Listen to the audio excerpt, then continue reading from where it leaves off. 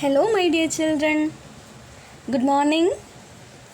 Today we are going to discuss about group by clause. So far we discussed MySQL functions, that is single row functions, and aggregate functions.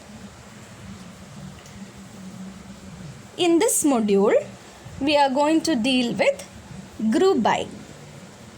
Group by is a clause which is used to divide the table into logical groups, and we can perform aggregate functions in those groups. In this case, aggregate function will return output for each group. So, if we want to group our table or divide the table, and if we want to perform aggregate functions on each group, so that we need group by clause. For example, if we want to find the sum of salary of each department, that is the sum of salaries of employees in each department, we have to divide the table records as department wise.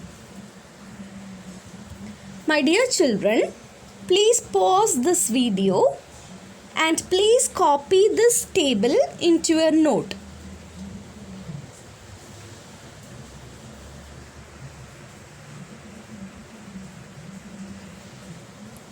Aggregate functions with group by.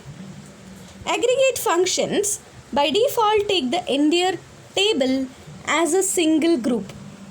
That's why we are getting the sum, average, count, minimum, maximum, etc.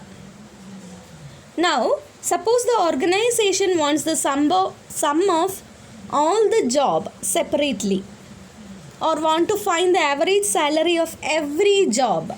My dear children, please note the term every job.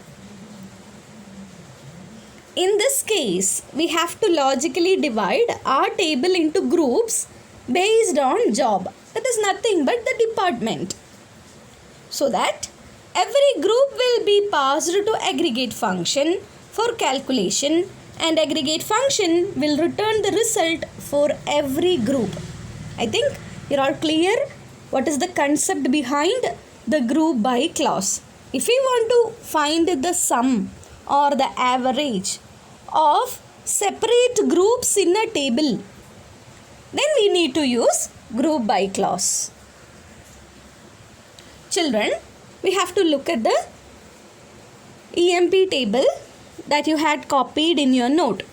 Now, group by clause help us to divide the table into logical groups based on any column value.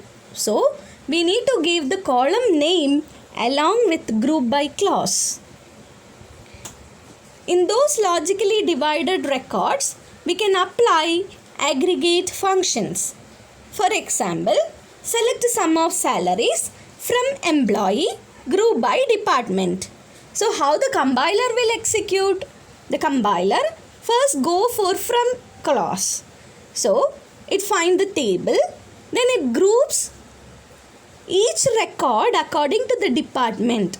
Consider there are 5 departments like HR, marketing, accounts, sales and purchase. So, each group will have different employees, and each employee will get salary. So, if we want to find the sum of salaries in each department, then this query is used. Look at the next query. Select job, comma sum of salary. Along with the job, we are getting the salary. Then look at the next one. Select job, comma sum of salary, comma average of salary, comma max of salary, comma count star employee, count from employee number. Here we doesn't use any group by clause. So we will get the last output as the table which doesn't have any groups. Try to find the output of the following things. My dear children, when we are using group by, we can use only aggregate functions. And the column on which we are grouping the select list, because they will form a group other than any column, will gives you an error, because there will be not a part of the group. That means if you are finding the aggregate function of sum of salary and you are getting group as job, it is give only error. Why? Because here E name doesn't have any group. Each employee having different names. So we cannot group E name. That is why E name will show an error. Why? Because we can use only aggregate functions and the column on which we are grouping the select, because they will form a group other than any column, will gives you an error, because they will be not a part of the group.